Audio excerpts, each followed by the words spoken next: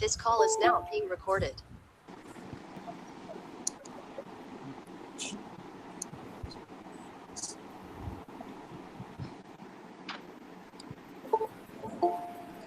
सभी को जय जिनेंद्र। अपनी मीटिंग प्रारंभ हो चुकी है। मैं निकांत सर से निवेदन करूंगा, कृपया मीटिंग का औपचारिक प्रारंभ करें। नमः श्री वर्धमानाय निर्धूत कलिलात्मने सालोका नाम त्रिलोका नाम यद विद्या दर्पणायते। आप सभी का आज की इस षष्ठ संगोष्ठी में हम लोग ये छठी संगोष्ठी करने जा रहे हैं। हमारे जो जैन दर्शन विभाग जो आरंभ से ही लगभग 2001 से हम लोग विद्यार्थियों की संगोष्ठी विभाग में आयोजित करते आए हैं और उसमें विविध प्रकार के व्याख्यान, विद्यार्थियों के व्याख्यान आदि होते रहते हैं। तो आज इसी श्रृंखला में हमने जो इस जुलाई में अपने सत्र की शुरुआत में सभी बंधुओं को, सभी हमारे विद्यार्थियों को लाभ की दृष्टि से, ताकि सब लोग विषय से जुड़े रहें और जिन जिन की परीक्षाएं होने वाली हैं उनको एक एक बार उनका विषय का पुनरावृत्ति भी हो जाए, इस उद्देश्य से हम लोग इस कार्यक्रम को रख रहे हैं। तो मैं इसमें आप सभी का हार्दिक स्वागत एवं अभिनंदन करता हूं।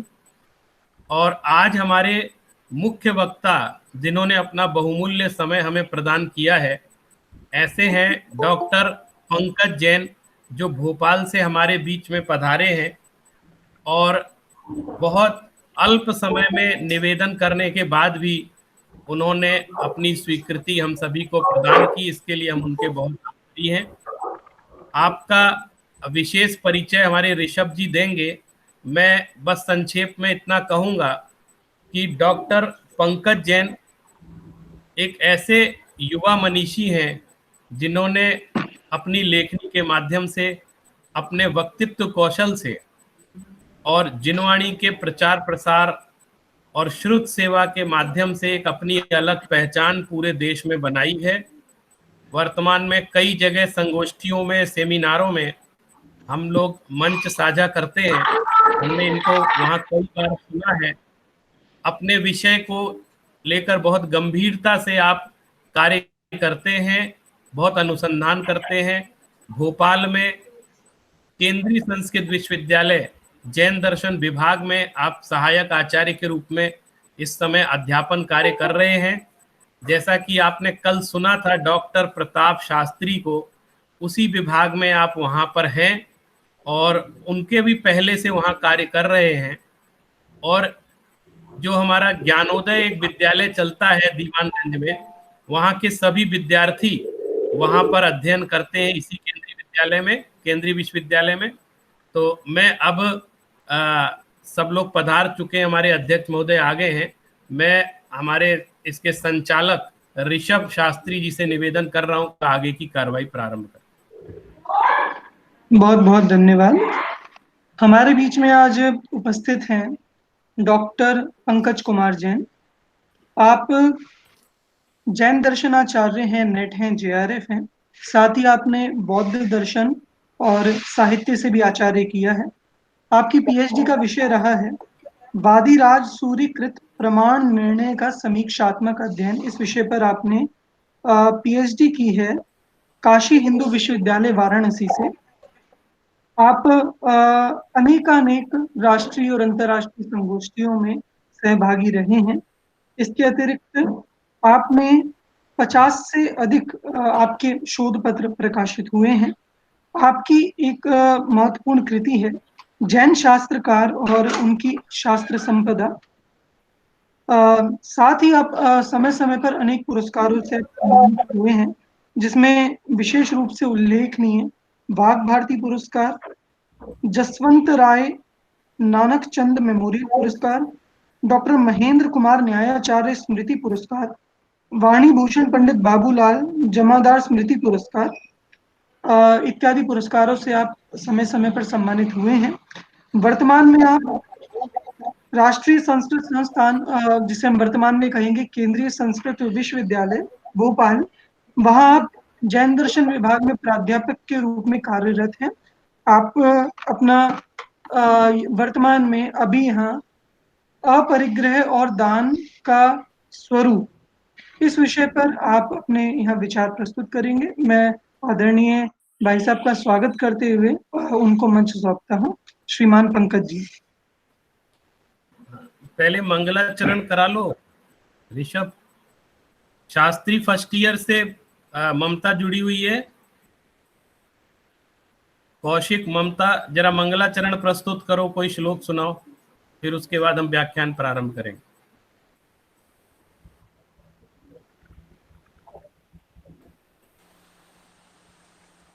खुद को अनम्यूट करो बेटा।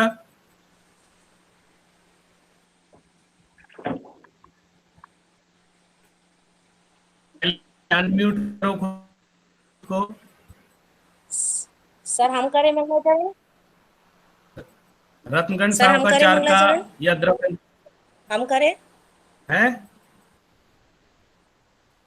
एक सेकंड। हाँ हाँ, बोलो ममता। वर्धमानाय निर्धुतकलिलात्मने सालोकानां त्रिलोकानां यद्विद्यादर्पणाय ते। बहुत सुंदर। अब सीमा जी आप करिए मंगलाचरण। सरस्वती नमस्तुभ्यं वरदे कामरूपिणी विद्यारंभ करिष्यामि सिद्धिर्भवतु मे सदा। बहुत बहुत धन्यवाद। अभी हमारे डॉक्टर पंकज जी का जो आज विषय है वो प्रारंभ करने के पहले मैं आपको एक बात बता दूं कि यह जो विषय बड़ा महत्वपूर्ण है। आप सभी जानते हैं कि जैन दर्शन के 3 सिद्धांत पूरे विश्व में प्रसिद्ध हैं, अनेकांत, अहिंसा और अपरिग्रह। तो उन्हीं 3 सिद्धांतों में से एक सिद्धांत जो अपरिग्रह का सिद्धांत है, जो हमारे अणुव्रत और महाव्रत का भी एक अंग है। और सबसे बड़ी बात, हम लोग रत्नगण सावकाचार पढ़ते हैं, रयण सार पढ़ते हैं, उसमें रयण सार में तो दान की चर्चा भी बहुत आई है। और हमारे जो डिप्लोमा पाठ्यक्रम के विद्यार्थी हैं उनके यहाँ प्रथम प्रश्न पत्र में, द्वितीय सत्र के प्रथम प्रश्न पत्र में अलग से यूनिट है जो अपरिग्रह के विषय में चर्चा करने के लिए है। और प्रायः अपरिग्रह और दान को एक एक परिप्रेक्ष्य में देखा जाता है। तो हमने डॉक्टर पंकज जैन जी से निवेदन किया कि आप इस विषय को थोड़ा सुलझाएं, लोगों को, हमारे विद्यार्थियों को बताएं कि इसका कितना है। तो आप सभी अपने अपने पाठ्यक्रम में कहीं ना कहीं किसी रूप में ये विषय अवश्य उपस्थित रहता है, इसलिए इसको बहुत गौर से सुनेंगे और अपने अपने नोट्स भी बनाएंगे साथ में, और बाद में वो नोट्स हमें व्हाट्सएप ग्रुप पर शेयर करके बताएंगे।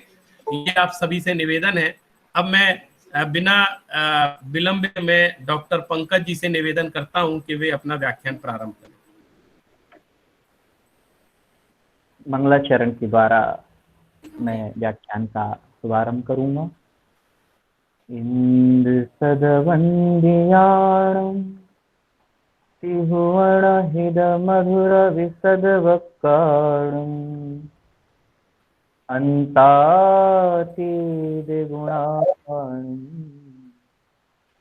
नमो जिणाणं जिद्भवाणं नमो जिणाणं जिद्भवाणं नमो जिणाणं जिद्भवाणं। बोलिए आराध्य पंच परमेश्वर भगवान की जय।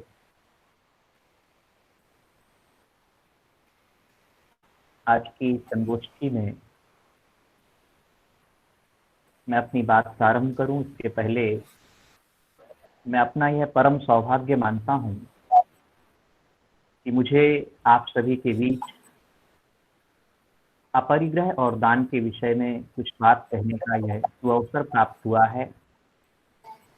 सर्वप्रथम मैं संगोष्ठी के इस सत्र के अध्यक्ष गुरुचरण आचार्य जैन धर्म दर्शन न्याय प्राकृत के प्रकांड मनीषी आचार्य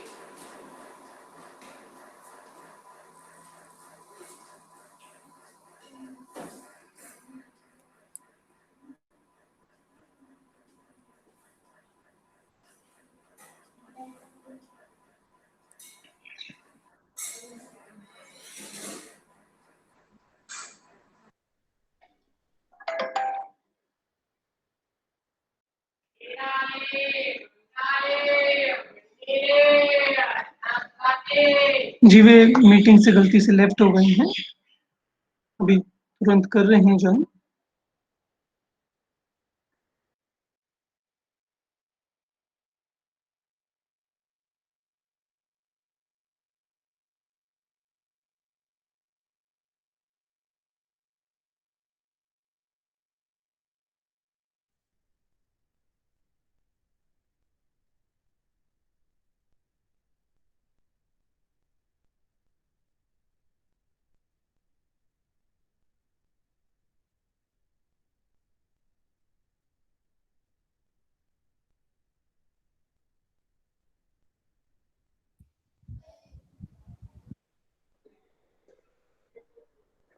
हाँ अनिकन भाई साहब, आवाज ठीक आ रही है?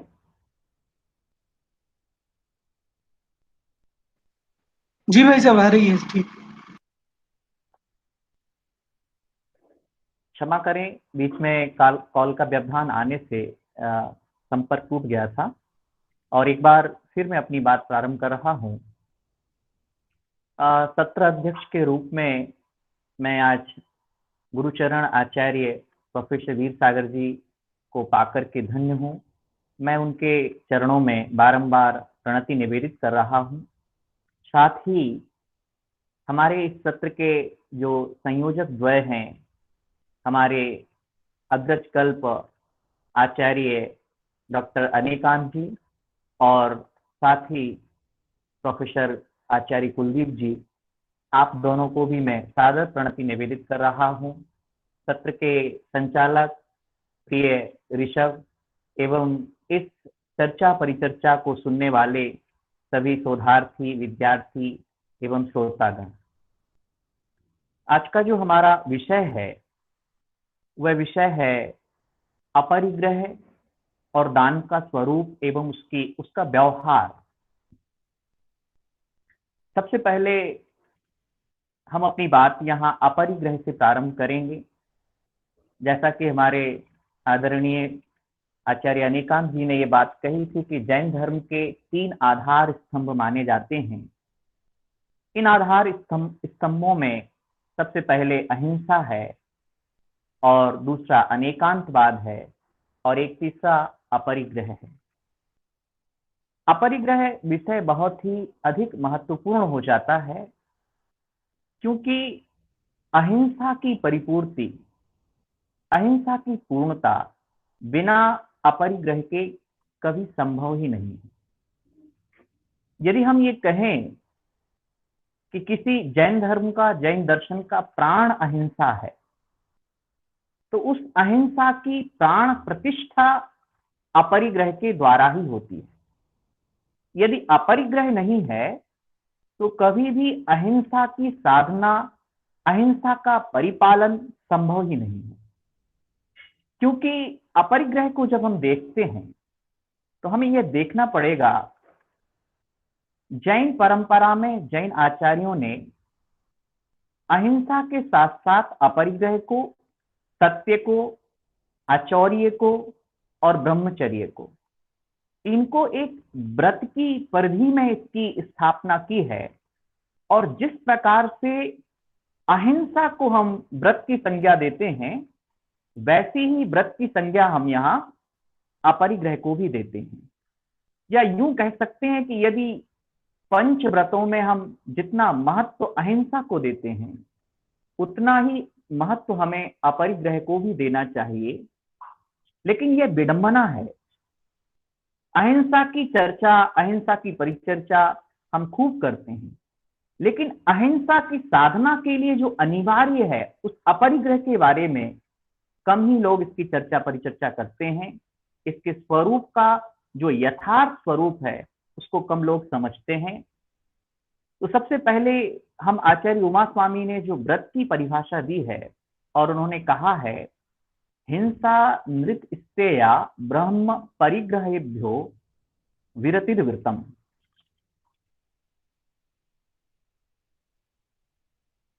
यहाँ बताई जा रही है वो यह है कि हिंसा से, झूठ से, चोरी से, कुशील से और परिग्रह से विरत होने का नाम व्रत है।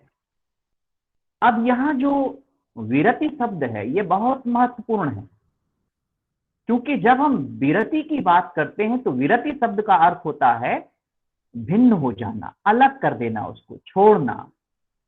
अब यहाँ यह प्रश्न उठता है कि विरति किस रूप में हो। तो हमारे आचार्यों ने किसी भी व्रत की जब परिभाषा दी या व्रत को उन्होंने व्याख्यायित किया तो दो प्रकार से वहां विरति की चर्चा की है। उन्होंने कहा है एक है हमारी भावनात्मक विरति और एक है हमारी क्रियात्मक विरति। जिस भावनात्मक विरति की हम बात करते हैं उसे हम आभ्यंतर विरति भी कहते हैं, और जिस क्रियात्मक विरति की हम बात करते हैं उसे हम यहाँ बाह्य विरति भी कहते हैं। तो जब हम अपरिग्रह के संदर्भ में इस व्याख्या को देखते हैं तो हमें यहाँ अपरिग्रह शब्द अगर हम देखें नियत समास करके वहां पर इसकी व्युत्पत्ति करें तो अपरिग्रह का सीधा सीधा सा अर्थ होता है परिग्रह से रहित होना, परिग्रह को छोड़ना। तो परिग्रह से पूर्णतः विरति का नाम ही अपरिग्रह है। जैन दर्शन में जो परिग्रह के 24 भेद किए गए हैं, चतुर्विंशति भेदः तत्र परिग्रहस्य सन्ति। तो परिग्रह के उन 24 भेदों में 14 प्रकार का तो आभ्यंतर परिग्रह है और 10 प्रकार का बाह्य परिग्रह है। अब हम देखें यहाँ जो आभ्यंतर परिग्रह है वहां एक तरह से पूरा मनोविज्ञान घटित हो रहा है, उसे हमें मनोविश्लेषणात्मक दृष्टि से देखना होगा, क्योंकि 14 प्रकार के आभ्यंतर परिग्रह में जो हास्य, रति, अरति, शोक, भय, जुगुप्सा, स्त्री वेद, पुंबेद, नपुंसक वेद और इसके साथ मिथ्यात्व और इनके साथ ही 4 कषाय, क्रोध कषाय, मान कषाय, माया कषाय, लोभ कषाय, ये जो 14 प्रकार का अंतरंग परिग्रह है।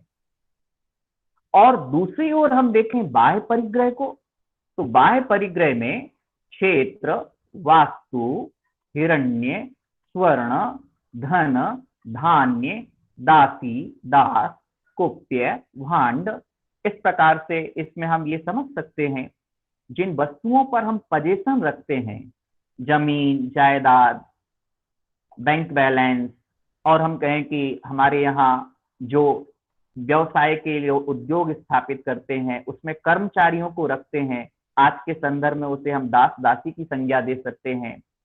इसके साथ ही हम देखें हमारे वस्त्र, वाहन, हमारे बर्तन, हमारी संपत्ति जो सोने चांदी इत्यादि में है, यहाँ तक कि पशुधन को भी परिग्रह की संज्ञा दी है। तो आचार्यों ने बाह्य परिग्रह की जितनी व्यापक व्याख्या की है उस समय के साथ साथ परिवर्तित भी हो जाती है, क्योंकि जिस कालखंड में बाह्य परिग्रह में जो वस्तुएं परिगणित की थी वो वस्तुएं धीरे धीरे कालांतर में बदल जाती हैं। जैसे आज तकनीकी के साधन बदलने से हमारे मोबाइल, टीवी, लैपटॉप और भी जो भी नए नए साधन आ रहे हैं वो सब परिग्रह की श्रेणी में आएंगे। अब इन बाह्य परिग्रहों से अपने आप को हटा करके, इनका त्याग करके और अभ्यंतर परिग्रहों के माध्यम से उस त्याग की परिपूर्णता होती है। यदि अभ्यंतर परिग्रह का त्याग नहीं है और बाह्य परिग्रह से स्वयं को विरत भी कर ले व्यक्ति या परिस्थिति वशात वह विरत हो जाए तो ऐसा व्यक्ति वह इष्ट वियोग आर्त ध्यान का कारण बनेगा कि मेरी यह वस्तु चली गई है, मेरी यह वस्तु मुझे कब मिलेगी। यदि किसी का मोबाइल गिर जाता है, यदि किसी का मकान चला जाए, किसी की दुकान चली जाती है, छीन ली जाती गवर्नमेंट के द्वारा, तो उसे हम ये नहीं कह सकते कि वो परिग्रह से रहित हो गया है, क्योंकि व्रत के साथ एक बहुत बड़ी बात है। आचार्य पूज्यपाद स्वामी ने सर्वार्थ सिद्धि टीका में यह बात कही है। उन्होंने कहा है, व्रतम अभिसंधिकृतो नियमः इदम कर्तव्यम इदम ना कर्तव्यम इति हुआ। आशय यह है कि प्रतिज्ञा पूर्वक जब नियम लिया जाता है त्याग का, तो वह प्रतिज्ञा का जो भाव है, वह उसके पीछे का मनोविज्ञान यह है कि जब तक कषाय कम नहीं होगी, जो 4 प्रकार की कषाय हैं, क्रोध, मान, माया, लोभ, कषाय के अभाव में त्याग संभव ही नहीं है। तो कषाय का जब तक मंदता नहीं होगी, कषाय का जब तक अभाव नहीं होगा, तब तक हमारे अंतरंग में वह त्याग का नियम लेने का भाव आ ही नहीं सकता है। इसीलिए हमारे आचार्यों ने अभ्यंतर परिग्रह के त्याग और बाह्य परिग्रह के त्याग, दोनों के त्याग का नाम अपरिग्रह दिया है। और जब यह 24 प्रकार का परिग्रह सकल रूप से, सर्व रूप से छोड़ करके संकल्प पूर्वक और निर्ग्रंथ दिगंबर अवस्था को धारण कर लिया जाता है, तो ऐसी अवस्था को हम वहां अपरिग्रह महाव्रत कहते हैं। फिर से ध्यान देंगे, आचार्य उमा स्वामी जी ने कहा है, देश सर्वतो अणु महति। इसका आशय यह है कि व्रत 2 प्रकार का है, देश व्रत और महाव्रत। जब परिग्रह या हिंसादि 5 पापों का संपूर्ण रूप से त्याग किया जाता है, तो उसे कहते हैं हम महाव्रत। और जब परिग्रह या हिंसादि 5 पापों का एक देश या जितना संभव हो सकता है गृहस्थी में रहते हुए उतना त्याग किया जाता है, तो उसे कहते हैं हम यहाँ पर अणुव्रत। अब हमें एक बात ध्यान रखनी है, जिसको हम अभ्यंतर परिग्रह से अभी जोड़ करके देख रहे थे। यदि महाव्रती बनना है या सकल अपरिग्रह को धारण करना है, तो कषाय के जो 4 स्तर हैं, जिसमें अनंतानुबंधी और अप्रत्यक्षानावरण, ये थोड़ी से शास्त्रीय शब्द हैं। 6 माह से अधिक यदि कषाय रहती है, उसका वासना काल रहता है, तो वो अनंतानुबंधी कहलाती है।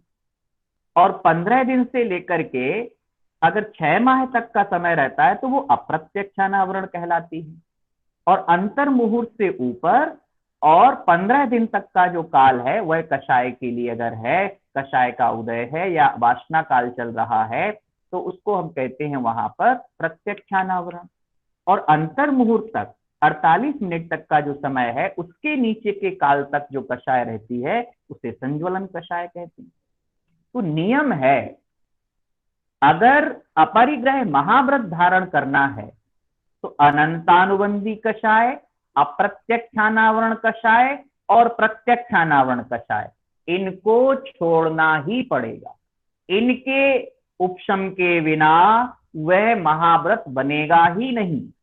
इसीलिए वहां क्षयोपशम भाव में महाव्रत को लिया है और कहा है कि यहाँ मुनिराज जो महाव्रती हैं, उनकी कषाय का अगर उदय आएगा भी, तो वह अंतर मुहूर्त के लिए।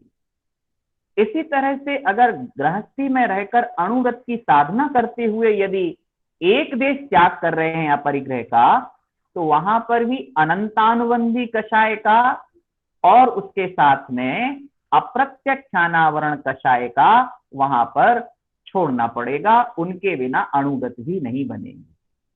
इसके साथ अगर सम्यक दृष्टि श्रावक भी है, तो उसे अनंतानुबंधी कषाय को छोड़ना पड़ेगा। आशय यह है, संक्षेप में अगर हम समझें इस करणान योग की व्याख्या को, तो इसका आशय एक ही निकलता है कि बिना मिथ्यात्व को और बिना कषायों को छोड़े बिना अपरिग्रह कभी बन ही नहीं सकता है। अपरिग्रह का भाव तभी होगा जब मूर्छा का भाव छूटेगा, क्योंकि आचार्यों ने परिग्रह की स्पष्ट परिभाषा दी, मूर्छा परिग्रह। जब प्रश्न किया गया कि परिग्रह क्या है, तो आचार्यों ने, आचार्य उमा स्वामी जी ने तत्वार्थ सूत्र में कहा है, मूर्छा परिग्रह, ये मूर्छा ही परिग्रह है। फिर कहा कि ये मूर्छा क्या है, तो टीकाकारों ने स्पष्ट किया, मवेद भावम इति मूर्छा। जो ममत्व का भाव है वह मूर्छा है। अब ध्यान दें, यह ममत्व का भाव क्या है? ममत्व का भाव का अर्थ है अपना मानने का भाव, मेरा मानने का भाव। अगर मेरे पास वस्तु नहीं है और फिर भी मैं उसे मानता हूं कि ये मेरी है, ये मुझे मिल जाए, मेरे लिए अभिलषित है, तो ऐसी वस्तु मेरे लिए परिग्रह का कारण है, वो मेरा परिग्रह है। तो ऐसी स्थिति में अगर हम ऐसा नहीं मानेंगे तो जिन त्रियंचों के पास कोई कपड़े नहीं है, कोई मकान नहीं है, वो तो अपरिग्रही हो जाएंगे।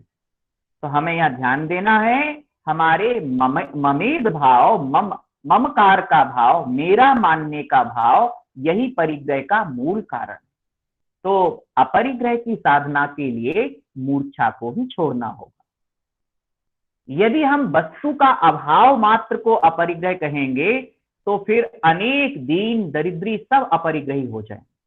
लेकिन नहीं, हमें यह नियम हमेशा ध्यान रखना है कि मूर्छा का जब त्याग होगा, कषाय भाव का त्याग होगा, तो उसका प्रभाव हमारे बाह्य परिग्रह पर भी पड़ेगा और कषाय भी घटेगी और बाहर का भी परिग्रह घटेगा। दोनों को साथ साथ लेके चलना है। ये व्याख्या भी नहीं करनी है कि मेरे पास बहुत आडंबर है, परिग्रह है, और मैं उसके बाद कहूं कि इसके प्रति मेरी कोई मूर्छा नहीं है, ये मेरा नहीं है, तो मुझे अपरिग्रह व्रत की साधना हो जाएगी। जैन परंपरा में दोनों प्रकार की साधना है, एक भावनात्मक साधना भी है और क्रियात्मक साधना भी है। जब हम अभ्यंतर अपरिग्रह की बात करेंगे तो वस्तुओं के प्रति, पदार्थों के प्रति जो ममत्व भाव है उसको छोड़ना है। और जब हम क्रिया पक्ष को देखेंगे तो बाहर में जो वस्तुएं हैं उनसे अपना स्वामित्व छोड़ करके, ममत्व छोड़ करके उनका त्याग भी करना है।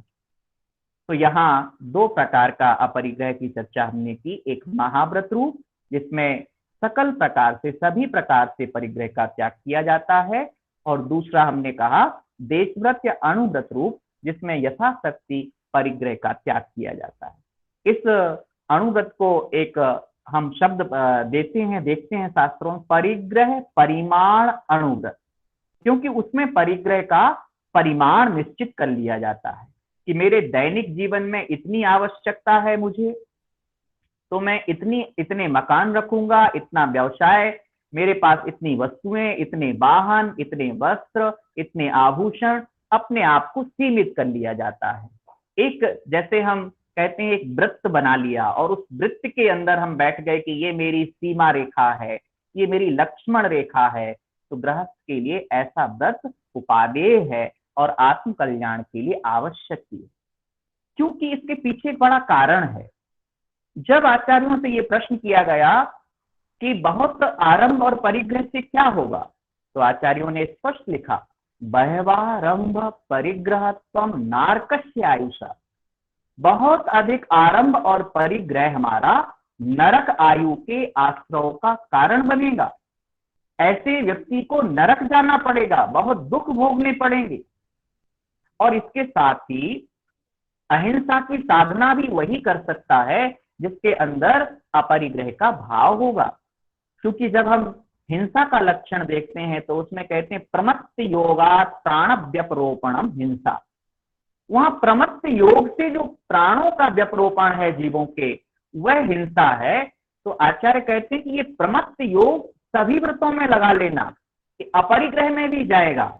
जब जब हम प्रमत्त योग से आरंभ करते हैं, परिग्रह का संचय करते हैं, तो वह हमारे लिए नरक आयु के आश्रव का, अशुभ कर्मों के आश्रव का कारण बनता है। अब हम देखें, अपरिग्रह की यह सैद्धांतिक व्याख्या के बाद सबसे बड़ी आवश्यकता आध्यात्मिक व्याख्या को समझने की है, क्योंकि अगर आध्यात्मिक दृष्टिकोण नहीं है तो अपरिग्रह का भाव केवल सामाजिक रह जाएगा। तो इसकी आध्यात्मिक क्या उपयोगिता है, हम इसको देखें। परमात्म प्रकाश की टीका में एक स्थान पर कहा है, व्रत को अर्थ, व्रत का क्या अर्थ है। आचार्य उत्तर लिखते हैं, सर्व निवृत्ति परिणाम, जो छोड़ने का भाव है, निवृत्त होने का भाव है, अब प्रश्न उठता है कि निवृत्त होना अपरिग्रह है तो प्राप्त क्या करना है। तो आचार्य कहते हैं आत्मा का जो शुद्ध स्वभाव है उसकी प्राप्ति के लिए अपरिग्रह का भाव किया जा रहा है। और वह अपरिग्रह का भाव किस प्रकार से है, आत्मा को एकत्व विभक्त अगर समझना है, बाह्य परिग्रहों से, बाह्य पुद्गल परमाणुओं से भिन्न आत्मा का जो शुद्ध स्वभाव, जहां जायक स्वभाव है, जहां राग द्वेष रहित अवस्था है, जो आनंद की अवस्था है, विकल्प मुक्त अवस्था है, उसको पाने के लिए अपरिग्रह का भाव लाना ही पड़ेगा। आचार्य समय सार में लिखते हैं, आचार्य पूज्यवर कुंद स्वामी, वो कहते हैं परमाणुमित्तयम्पि पुरागादीनं सुविज्यदेजस् प्रणाभि सो जानदि अपाणयम सुसब्बागम धरोवि।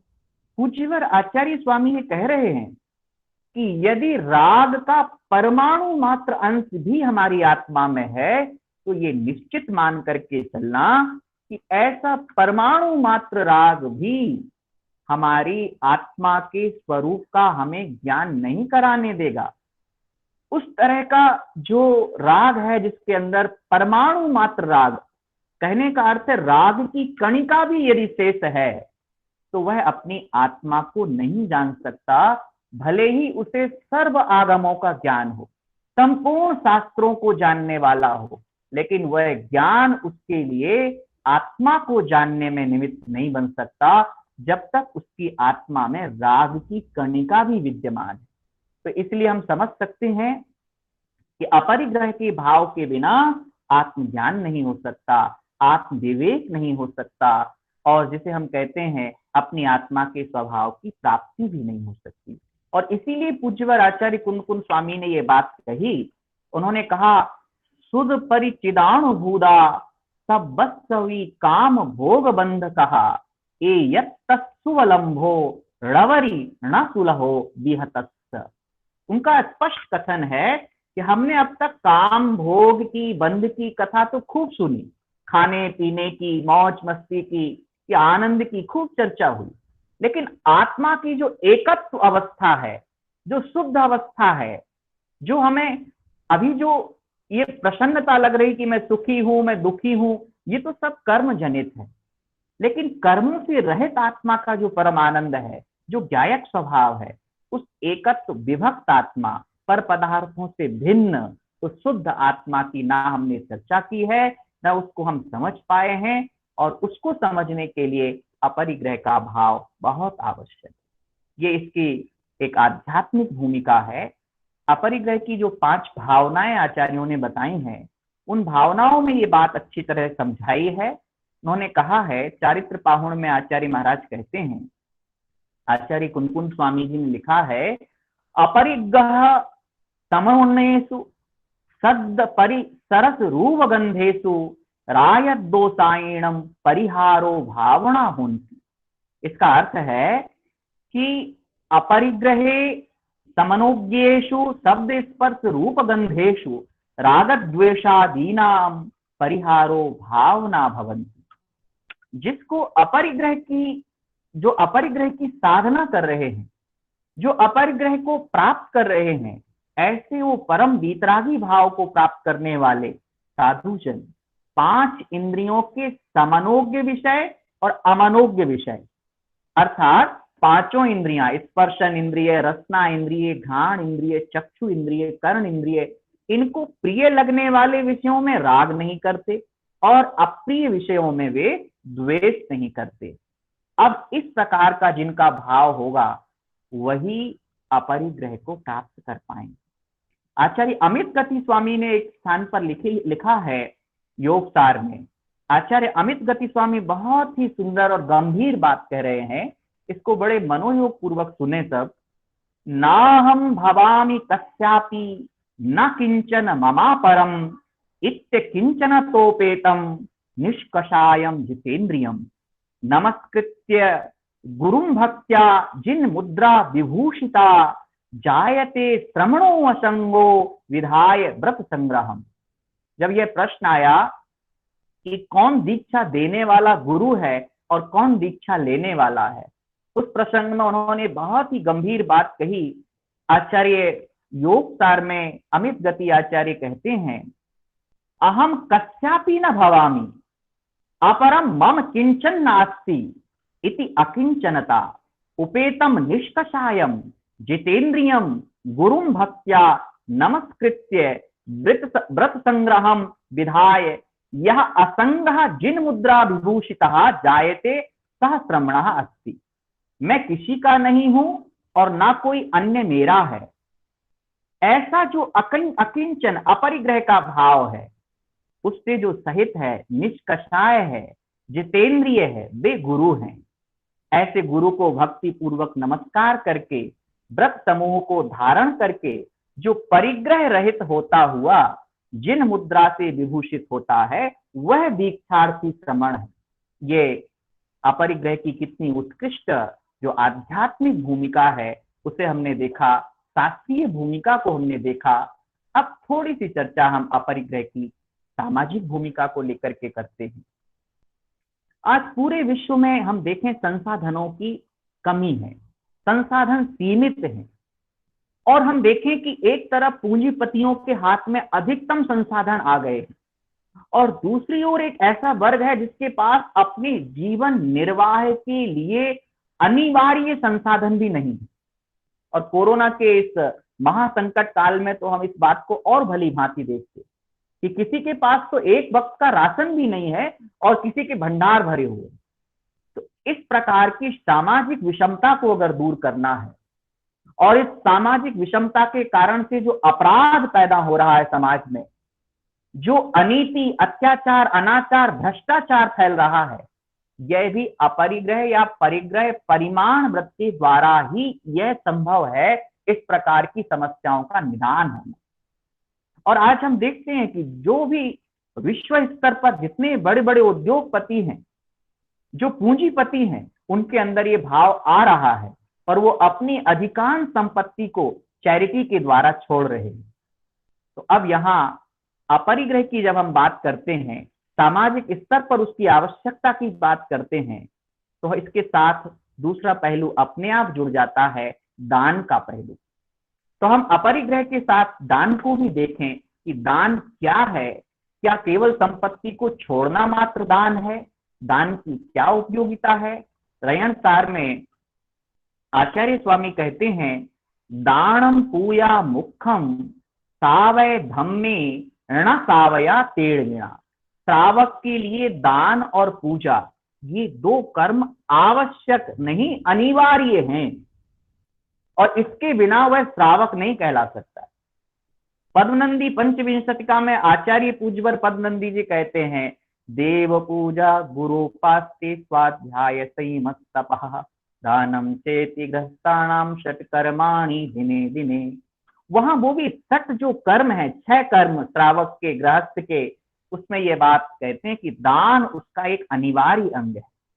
लेकिन दान है क्या? केवल दे देना दान है? नहीं। आचार्य कहते हैं, तत्वार्थ सूत्र में उमा स्वामी महाराज लिखते हैं, अनुग्रहार्थम स्वस्याति सर्वो दानम।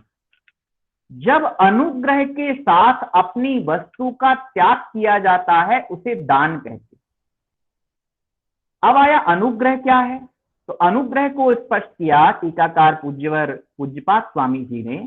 उन्होंने कहा, स्वपरोपकारो अनुग्रह, जिसमें आत्मा का भी उपकार हो और पर का भी उपकार हो। जिसके लिए दे रहे हैं उसका भी उपकार हो और जो दे रहा है उसका भी उपकार हो, अर्थात दाता का भी उपकार हो और पात्र का भी उपकार हो। मान लीजिए हम किसी को कोई ऐसी वस्तु देते हैं जिससे सामने वाले के लिए तो वो वस्तु आवश्यक है, लेकिन उसके देने से पाप कर्म बढ़ेगा, उसके देने से वह पाप करेगा, तो ऐसी वस्तु देने से मेरी आत्मा का तो अहित होगा, इसलिए वह दान नहीं हो सकता है। तो दान में ये जो चर्चा हम कर रहे रतनकंठ सावकाचार्य में हम देखें, 4 प्रकार का वहां दान बताया है और कहा है, आहार औषधयो रप्युपकरणावासयोश्च दानेन वैयावृत्यम ब्रुवते चतुरात्मत्वेन चतुरस्प्रहा। 4 ज्ञान के धारक जो गणधर देव हैं, उन्होंने औषध दान, आहार दान, औषध दान और ज्ञान के साधन अर्थात शास्त्र आदि उपकरण दान और स्थान दान। स्थान कहते हैं जो भी पात्रों को ठहरने के लिए आवश्यक स्थान चाहिए, ऐसा स्थान आदि देना, जिसे बसति का दान कहा है जैन शास्त्रों में, इन्हें वैयावृत्य कहा है। तो दान के ये भेद 4 प्रकार के मिलते हैं। महापुराणकार आचार्य महाराज ने इन भेदों को थोड़ा और बढ़ाया है। वो कहते हैं दत्ती शब्द का प्रयोग किया कि दान को हम दत्ती भी कह सकते हैं, और दत्ती 4 प्रकार की है। चतुर्धा वर्णिता दत्ती दया पात्र समान वय। इसका अर्थ है 4 प्रकार की है दत्ती: दया दत्ती, पात्र दत्ती, समदत्ती और अनवय दत्ती। दया दत्ती का अर्थ है कि प्राणियों पर करुणा और दया के भाव से उनके लिए जो दान दिया जाता है वो दया दत्ती कहलाता है। पात्र दत्ती का अर्थ है कि जो उत्कृष्ट पात्र हैं, मुनिराज, आर्यिका, व्रती, ऐसे जीवों को जो उनकी रत्नत्रय की, संयम की साधना के लिए जो आवश्यक है वह देना, वह पात्र दत्ती। समदत्ती का अर्थ है, लिखा है कि मंत्र में, क्रिया में जो अपने बराबर के लोग हैं ऐसे उनको देना समदत्ती है। और अनवय दत्ती का अर्थ है सकल दत्ती, जो भी अपने पास है वो अपने पुत्र को सौंप देना। क्योंकि जब वानप्रस्थ आश्रम की ओर बढ़ते थे तो उस समय ऐसी परंपरा थी कि अपना राज्य संपदा अपने पुत्र को सौंप करके वे आगे बढ़ जाते थे, त्याग कर देते थे। थोड़ा सा यहाँ एक बात मुझे और कहनी चाहिए कि हमें अपरिग्रह में और दान में थोड़ा अंतर समझना पड़ेगा। देखिए, दान के लिए आवश्यक है कि पात्र हो, उसके लिए वस्तु दान दी जाएगी। लेकिन अगर त्याग का भाव अंतरंग में, दीक्षा लेने का भाव, परिग्रह से स्वयं को मुक्त करने का भाव है, तो अगर सामने कोई पात्र नहीं भी है तो जैसे हम कहते हैं तीर्थंकर भगवान ने सकल संपदा को, सबको तृणवत समझ करके, ये मेरे लिए उपादेय नहीं है, अब इसका क्या होगा ये नहीं है, ये मेरा उत्तरदायित्व नहीं है, वो सकल संपदा को छोड़ करके दीक्षा धारण कर लेते थे। तो ये अपरिग्रह का भाव है। लेकिन परिग्रह का जब परिमाण करते हैं और अपने पास जब परिग्रह शेष है तो उस परिग्रह के द्वारा, आरंभ के द्वारा जो भी पाप कर्मों का संचय हो जाता है उससे निवृत्त होना है, उसको छोड़ना है, तो वहां श्रावक के लिए दान कर्म अनिवार्य हो जाता है। सागर धर्मामृत में ये 3 भेद के दान के उन्होंने, पंडित आशाधर जी ने लिखा है, सात्विक दान, राजस दान और तामस दान। तो सात्विक दान तो वह है जो विधि पूर्वक पात्रों को दिया जाता है, और राजस दान वह होता है जहां केवल नाम की, यश की इच्छा है, मेरा नाम बढ़े, यश बढ़े, और वहां पर जो दान दिया जाता है उसको राजस दान कहा जाता है। ऐसा राजस दान योग्य नहीं माना है। फिर आया है तामसिक दान। तामसिक दान उसे कहा जिसमें ये विवेक नहीं है क्या देना है, किस पात्र को देना है, कुछ भी किसी को दें। और इसके साथ में ये भी लिखा है उन्होंने कि जब नौकरों के द्वारा, दूसरों के द्वारा हम दान कर्म करवाते हैं तो ऐसा दान तामसिक दान की श्रेणी में आता है। दान व्यक्ति को स्वयं करना चाहिए, श्रद्धा पूर्वक करना चाहिए, पात्र का चयन करके करना चाहिए। आचार्य उमा स्वामी जी ने लिखा है, विधि द्रव्य दात्री पात्र विशेषात तद विशेषा। उन्होंने कहा है दान में अगर विशेषता आती है तो विधि से आती है। अगर किस विधि से आप दान दे रहे हैं, विधि का अर्थ है नवधा भक्ति। अगर मुनिराज को आहार दान आदि देते हैं तो उनका पहले प्रतिग्रहण, फिर उनको प्रतिग्रहण के बाद उनके लिए उच्चासन देते हैं, पाद प्रक्षालन करते हैं, पूजन करते हैं, मन वचन काय इत्यादि की शुद्धि पूर्वक दान देते हैं, तो ये नवधा भक्ति होती है। यहाँ पात्र को हम करुणा बुद्धि से नहीं देखते हैं, ये दाता का सौभाग्य होता है कि उसे नवधा भक्ति करने का अवसर मिला। श्रेष्ठ पात्र का चयन करना चाहिए, श्रेष्ठ विधि होनी चाहिए, श्रेष्ठ द्रव्य हो, जो द्रव्य दान कर रहे हैं वह न्याय और नीति से उपार्जित किया हुआ हो। पाप के द्वारा उपार्जित किया हुआ द्रव्य दान देने से उसका फल शून्य हो जाता है। यहाँ तक लिखा है आचार्यों ने, अगर कुपात्र को दान दे रहे हैं तो ऐसे दान का फल या तो भोग भूमि में त्रियंच बनेंगे या कुभोग भूमि में जाकर के जन्म लेना पड़ेगा। इसलिए सत पात्रों को दान देना चाहिए। तो यहाँ विधि का महत्व, द्रव्य का महत्व, दाता का महत्व और पात्र का महत्व। दाता भी कैसा होना चाहिए, दाता के भी आचार्यों ने गुण बताए हैं। उसकी मंद कटाय होनी चाहिए, संतोष होना चाहिए और उसके अंतरंग में देने का भाव होना चाहिए, विनय होनी चाहिए। ऐसा ही दाता दान का फल प्राप्त कर सकता है। कुरल काव्य में एक बहुत अच्छी बात कही है, वो इस प्रसंग में मुझे कहनी है। यदि देवाद ग्रहे वासो देवस्यातिथि रूपिणः पीयूषस्यापि पानम ही तम विना नैव शोभते। कुरल काव्य में लिखा है कि जब घर में अतिथि हो, घर में हमारे अतिथि आया हो, तब चाहे अमृत ही क्यों ना हो, अकेले नहीं पीना चाहिए। ये दान का अतिशय महत्व होता है। आचार्य समंतभद्र स्वामी जी ने रत्नकरण श्रावकाचार में ये बात कही है। क्षितिगतमिव वट बीजम पात्रगतम दानमल्पमपि काले फलतिच्छाया विभवम बहुफलमिष्टम शरीर भृताम। वो कहते हैं जैसे जमीन में बट वृक्ष का, बरगद का एक बीज छोटा सा अगर डाल दो योग्य क्षेत्र में, तो समय आने पर वो एक विशाल बट वृक्ष बन जाता है। इसी तरह से थोड़ा सा भी दान, अल्प दान भी अगर विधि पूर्वक उत्तम पात्र को किया गया है, तो वह बट वृक्ष की तरह कालांतर में विशाल फल देने वाला होता है। अगर देखें, दान को हम देखें तो गृहस्थ के लिए आवश्यक इसलिए है क्योंकि उसके जो आरंभ परिग्रह से पाप का उपार्जन होता है, वो दान से ही उसका वह परिमार्जन होता है, शुद्धि होती है। आचार्य समंतभद्र स्वामी ने ये बात कही है, गृह कर्माणि निचितम कर्म विमार्ष्टि खलु गृह विमुक्तानाम अतिथीनाम प्रतिपूजा रुधिरमलम धावते वारी। आचार्य समंतभद्र स्वामी कहते हैं जैसे जल के द्वारा रक्त को धो दिया जाता है। अगर कहीं रक्त लग गया है कपड़े में, शरीर में, तो उसको हम जल से धो सकते हैं और वो स्वच्छ हो जाएगा। तो रक्त को, खून को हम जल से धो सकते हैं। उसी तरह से गृहस्थ के गृह कर्मों में, दुकान चलाने में, व्यापार करने में, नौकरी करने में जो आरंभ परिग्रह का पाप उससे हो जाता है, करता नहीं है बुद्धिपूर्वक, लेकिन जो हो जाता है उसका परिमार्जन वह उत्तम पात्रों को दान दे करके करता है। उत्तम पात्रों के साथ साथ एक प्रश्न यह भी आता है, क्या दुखी जीवों को, पशुओं को, पक्षियों को, गायों को, इन पर करुणा करके क्या इन्हें दान नहीं देना चाहिए? तो हमारे आचार्यों ने स्पष्ट विधान किया है कि जो भी दुखी है, जो त्रसित है, जो पीड़ित है, भूखा है, प्यासा है, उसे भी करुणा बुद्धि से दान दिया जा सकता है। उन्होंने पंचाध्यायीकार ने लिखा है, श्रुति पिपासादि पीड़ितेभ्य अशुभोदयात् दीनेभ्यो अभयदानादि दातव्यम करुणार्णवहि।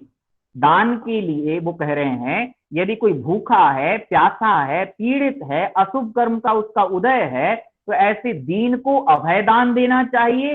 करुणा बुद्धि से उसकी जो भी समस्या है भूख प्यास आदि की, उसका निवारण करना चाहिए, उसे भोजन पान आदि देना चाहिए। फिर एक प्रश्न आता है कि क्या दान के लिए लोग धन का संचय करते हैं, क्योंकि अभी हम बात कर रहे थे अपरिग्रह की, और एक प्रश्न आएगा कि दान देने के लिए तो परिग्रह चाहिए, बिना हमारे पास यदि धन संपदा नहीं है तो हम दान कैसे करें? तो आचार्यों ने कहा है यहाँ विवेक रखना, कभी दान करने के लिए परिग्रह को संचित करने का भाव मत लाना, क्योंकि परिग्रह तो नियम से दुख का कारण बनेगा। इष्टोपदेश में आचार्य पूज्यपाद स्वामी ने कहा है, त्यागाय श्रेयसे वित्तमवितः संचिनोति यः स्वशरीरं सापंकेन जानास्यामीति विलिम्पति। वो कहते हैं कि विलिम्पित करना, अपने शरीर को स्नान करने के बाद फिर कीचड़ से लपेटना। स्नान करके शुद्ध हो गए, जैसे हाथी गज स्नान करता है, स्नान करने के बाद अपने ऊपर धूल डालता है, तो इसी प्रकार से दान करने की भावना से अगर हम धन करें, कमाई करें, धन का संचय करें कि मुझे तो पहले धन संचय करना है, तब मैं दान करूंगा। तो आचार्य कहते हैं इसमें आत्मा का हित नहीं होगा। पहले अपने आप को पाप से बचाने का भाव रखें और फिर पुण्य कर्म के उदय से जो संपत्ति का अर्जन हो वह दान करना चाहिए। क्योंकि दान करना केवल बाहर का कर्तव्य नहीं है। हम सोचें कि बाहर से दान करना एक क्रिया है, नहीं।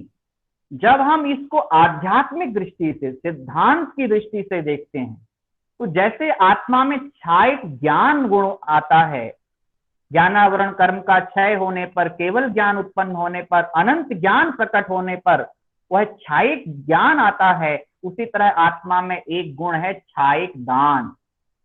जब आत्मा में केवल ज्ञान प्रकट होगा तो क्षायक दान की अवस्था बनती है। और यही कारण है कि तीर्थंकर भगवान के समौ शरण में सबको अभय दान मिलता है। जो जिसकी इच्छा है वो प्राप्त कर लेते हैं। ये उनके क्षायक दान गुण के कारण से है। दानांतरायस्यात् अत्यंत क्षयाद अनंत प्राणिगणानुग्रह करम क्षायकम अभय दानम। दानांतराय कर्म के अत्यंत क्षय से अनंत प्राणियों के समुदाय का उपकार करने वाला क्षायक अभय दान होता है। ये क्षायक अभय दान की अवस्था तब प्रकट होगी जब केवल ज्ञान प्रकट होता है। एक बार प्रश्न आया, किसी ने यह प्रश्न किया कि भगवान में अगर क्षायक दान देने की इतनी क्षमता है कि वो सबको सब कुछ देते हैं, तो फिर संसार के सभी प्राणियों को उनकी मनोवांछित चीजें क्यों नहीं मिल जाती? तो उस प्रश्न का उत्तर दिया आचार्यों ने कि भगवान को तो क्षायक दान गुण प्रकट हुआ है, लेकिन संसारी प्राणियों का तो लाभांतराय कर्म का उदय चल रहा है, इसलिए उन्हें उनकी मनोवांछित वस्तुएं तभी प्राप्त होंगी जब लाभांतराय कर्म का क्षयोपशम होगा। तो इसीलिए हम कहते हैं, सामान्य भाषा में सामान्य विद्यार्थियों के लिए मैं एक बात कह रहा हूं, कहा जाता है कि समय से पहले और किस्मत से अधिक किसी को प्राप्त नहीं होता। ये एक सामान्य बात है और उसकी सैद्धांतिक व्याख्या यह है, दान करने से अपने अंतराय कर्म का भी क्षयोपशम होता है। जो आज दरिद्र है, दीन है, सुदामा है, यदि वो आज अपनी परिस्थिति के अनुसार भक्ति पूर्वक दान करे तो नियम से मानिए कि उसके अंतराय कर्म का क्षय होगा और निश्चित ही उसके लिए उत्तम गति की और उत्तम वैभव की प्राप्ति होगी और परंपरा से निर्वाण भी प्राप्त करेगा। यहाँ तक लिखा है आचार्य वीरसेन स्वामी ने धवला में कि त्रियंचों को भी दान देना चाहिए। तो किसी ने कहा करुणा बुद्धि से देना चाहिए भगवान, तो उन्होंने कहा करुणा बुद्धि से तो ठीक है, देते ही हैं, लेकिन दान भी त्रियंचों में बनेगा, क्योंकि संगी त्रियंचों में, पंचेंद्रिय संगी त्रियंचों में अणुव्रत लेने की क्षमता है। मनुष्य लें या ना लें, लेकिन गृहस्थ अवश्य लेते हैं। वह गृहस्थ ले ना ले, लेकिन त्रियंचों में भी ये क्षमता है कि वो भी 5 व्रतों का वहां पर ग्रहण कर सकते हैं। अणुव्रत दृष्टि से हिंसा को छोड़ सकते हैं। तो जब एक त्रियंच हिंसा छोड़ देता है तो फिर वह सचित्त वस्तु का सेवन नहीं करता है। तो आचार्य वीरसेन स्वामी ने कहा तल्लकी या एक कोई घास इत्यादि होगी, तल्लकी के पत्तों को देना चाहिए, ये उस त्रियंच के प्रति भी दान बन जाएगा। जिस त्रियंच को अणुव्रत हो गए हैं, जिस त्रियंच ने देश व्रत ले लिए। कितनी गंभीर व्याख्या है दान की। इसकी जितनी व्याख्या की जाए उतनी व्याख्या इस विषय में कम होगी। केवल हमें यह समझना है कि हम अपरिग्रह और दान जब इन दोनों के व्यवहार पक्ष को देखते हैं तो हमें ये बात भली भांति समझ में आ जाती है कि आज अगर जैन धर्म के अहिंसा सिद्धांत की जितनी प्रतिष्ठा है तो उसके मूल में अपरिग्रह का ही सिद्धांत है। जिसके पास अपरिग्रह है वही अहिंसक है। और अगर एक दृष्टि से देखा जाए तो जितने अंशों में जिसके पास अपरिग्रह है वह उतने अंशों में अहिंसक है। और अपरिग्रह की जिसके अंदर भावना रहती है उसके अंदर दान की भावना नियम से आ जाती है। और ऐसा वह व्यक्ति जो दान के भाव से भरा हुआ है वह आत्म कल्याण के लिए और अन्य संसार के दुखी जीवों के लिए, पीड़ित मनुष्यों के लिए, प्राणियों के लिए अपने भंडार खोल देता है। अपने मन से वह दान करता है और कालांतर में उस दान का वह फल प्राप्त करता है। तो हम इसे सामाजिक दृष्टि से भी अनिवार्य समझ सकते हैं और हम इसे मानवीय दृष्टि से भी देख सकते हैं। आज का जो एक ह्यूमन राइट, जो मानव अधिकार की बात हम कर रहे हैं, उस मानव अधिकार में अगर हम देखें तो क्या हो रहा है, एक व्यक्ति दूसरे व्यक्ति के अधिकारों को छीन रहा है। ऐसे समय में इसकी और उपयोगिता बढ़ जाती है। दान और अपरिग्रह का केवल शास्त्रीय स्वरूप हमें नहीं कि हम केवल शास्त्रीय स्वरूप को समझ करके इसकी संपूर्ति मान लें, नहीं, ये दोनों ही व्यवहार के विषय हैं। और मैं तो समझता हूं कि व्यवहारिक पक्ष जब तक सबल नहीं होगा तब तक हमारे सैद्धांतिक पक्ष की जो उपाधि लेता है, जिसको हम कहें कि बाहर में वो व्यवहारित होना चाहिए, तो व्यवहारित तभी होता है जब उसका व्यवहार पक्ष मजबूत होता है। आज जब भी चैरिटी की बात आती है, जब भी सेवा की बात आती है, तो हम क्रिश्चियंस का उदाहरण देते हैं कि ईसाई लोगों में सेवा का भाव बहुत है, करुणा का भाव बहुत है। तो मेरा प्रश्न यह है कि जैन धर्म का सैद्धांतिक पक्ष जब हम देखें, जहां प्राणी मात्र के लिए करुणा की बात है, तो यहाँ इससे अधिक मजबूत सैद्धांतिक पक्ष कहीं हो ही नहीं सकता है। इसलिए आज आवश्यकता है उसे व्यवहार में लाने की, समाज के बीच में जाकर के उन सिद्धांतों का यहाँ अनुप्रयोग करने की आवश्यकता है। और लोगों को ये लगना चाहिए कि जैन दर्शन इतना महान दर्शन है, क्योंकि कहते हैं ना धर्मो धार्मिक ही बिना। धर्म तभी दिखता है जब धार्मिक लोगों की धार्मिक वृत्ति रहती है। यदि वह धार्मिक वृत्ति नहीं हो तो धर्म भी वहां अपने अस्तित्व को खो देता है। इन्हीं विचारों के साथ बहुत सारी चर्चा परिचर्चा करनी थी। पात्रों के क्या भेद होते हैं, विधि क्या होती है दान की, किस प्रकार से वह दाता में कौन से गुण हैं, मैंने बहुत विस्तार से चर्चा नहीं की है, केवल एक स्थूल चर्चा आपके बीच रखी है। फिर कभी यदि समय मिला तो कुछ बातों को लेकर के मैं चर्चा अवश्य करूंगा।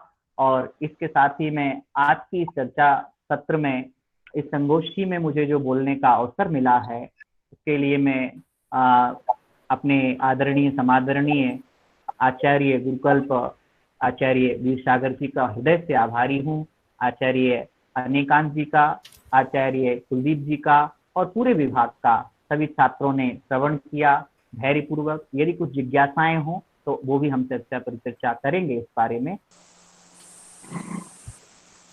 विराम। दानं वैयावृत्यं धर्माय तपोधनाय गुणनिधये अनपेक्षितोपचारमग्रहाय विभवेन। पर से प्रत्युपकार की अपेक्षा किए बिना स्व और पर के अनुग्रह के लिए स्वयं की वस्तु का देना वह दान है, और पर द्रव्य से अपनी वस्तु से ही उसको पर मानकर मोह छोड़ देना, ये अपरिग्रह नाम का सिद्धांत है। मेरी आवाज सही है भाई साहब? दोनों ही सिद्धांत आ रही जी जी जी। बहुत ही सुंदर, अपनी मधुर वाणी, सरल शैली और बहुत ही सुंदरतम तरीके से सरल उदाहरणों से परिग्रह और दान का बहुत ही सुंदर स्वरूप रखा। आगे की कार्यवाही के लिए मैं प्रोफेसर अनेकांत जी से निवेदन करूंगा, कृपया प्रश्नोत्तर संबंधी आगे की कार्यवाही का संचालन करें। भाई साहब आप सुन पा रहे हैं? मेरी आवाज आ रही है? हाँ, तुम्हारी आवाज आ रही है, आ रही है। अभी बहुत सुंदर व्याख्यान डॉक्टर पंकज जी ने, और जैसा कि हमने उनसे निवेदन किया था कि हमको सरल से सरल भाषा में बात को समझना है। ऋषभ जी आवाज सुन रहे हैं? हाँ, आ रही है आपकी आवाज पंकज जी। हाँ जी भाई साहब, आ रही है आवाज। तो बहुत ही सुंदर व्याख्यान प्रस्तुत किया और अपरिग्रह और दान को लेकर के बहुत व्यवस्थित तरीके से, बहुत सरल भाषा में। ऋषभ जी आप मेरी आवाज सुन रहे हैं? जी भाई साहब, मैं सुन पा रहा हूँ। आप कुछ कहना चाहते हैं क्या भाई साहब? आप पंकज जी, आज हमने मेरे विचार से वे हमें सुन नहीं पा रहे। अच्छा अच्छा, और रीज्वाइन कर लें तो सुन सकते हैं अगर कोई प्रॉब्लम है तो मैं उनको बहुत बहुत धन्यवाद देता हूं और मैं चाहता हूं कि हमारे जो विद्यार्थी जो सुन रहे हैं वे अपनी जिज्ञासा पंकज जी हमारे साथ हैं, उनसे रख सकते हैं। हमारे सभी शास्त्री प्रथम वर्ष से लेकर के आचार्य पर्यंत पीएचडी और डिप्लोमा सर्टिफिकेट सभी विद्यार्थी, सर उनको हमें कोई पूछना है जिज्ञासा। लेकिन आवाज तो आ नहीं रही है उनको, हमें हाँ, पूछना एक मिनट वेट करते हैं। भाई साहब अभी ज्वाइन कर ही रहे हैं, बस 1 मिनट में। हाँ ठीक है, ठीक है। हमारे साथ यहाँ पर संजीव, पंडित संजीव शास्त्री जी भी जुड़े हुए ललितपुर से, और ये हमारे जैन दर्शन विभाग के भूतपूर्व विद्यार्थी हैं। इन्होंने यहाँ से जैन दर्शन आचार्य किया है अपने जैन दर्शन विभाग से, तो उनका भी स्वागत है। पूर्व के विद्यार्थी यहाँ जो पढ़ के जा चुके हैं इस मीटिंग के माध्यम से, वे भी हमारे साथ जुड़ रहे हैं, बहुत प्रसन्नता की बात है। और अभी जब जी जुड़ते हैं तब तक मैं जी भाई साहब सुन जुड़ रहा हूँ चुके भाई हैं साहब। पंकज जी। भाई साहब सुन रहा हूँ। पंकज जी जुड़ चुके हैं। हाँ, तो मैं चाहता हूँ कि जिज्ञासा रखी जाए। कौन पूछ रहा था? सीमा जी पूछ रही थी। हाँ जी हमने पूछा था सर। आप पूछिए। जजने सर हमें एक प्रश्न पूछना था। सबसे पहले तो सर उनका कट वो हो गया, डिस्कनेक्ट हो गया। फिर से डिस्कनेक्ट हो गया। हाँ जी जी जी जुड़ चुके हैं फिर से।